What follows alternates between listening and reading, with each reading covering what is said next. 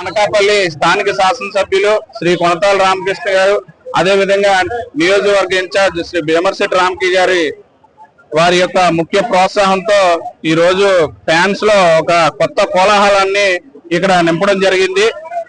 అంతే ఓజీ ఈ రికార్డ్స్ అన్నింటినీ కూడా తిరగరాస్తాదని, అనకాపల్లిలో ఏదైనా మెగా ఫ్యాన్స్ కే ఒక రికార్డ్ అంటూ ఉంది. ఆ రికార్డ్ ని మళ్ళీ తిరగరాయడానికి మళ్ళీ మన కళ్యాణ్ బాబు గారు ఈ ఓజీ సినిమా ద్వారా రావడం చాలా ఆనందదాయకంగా ఉంది. రేట్లు పెంచారని ఎవరిలోని బాధ లేదు, ఆనందమే ఉంది. అంతా హ్యాపీగా వచ్చారు, ఆనందంగా చూస్తారు. జై జై జనసేన. పవర్ స్టార్ అలాగే మన ఆంధ్ర డిప్యూటీ సీఎం పవన్ కళ్యాణ్ గారి ఓజీ సినిమా భారీగా విడుదలవుతున్న సంగతి తెలిసిందే.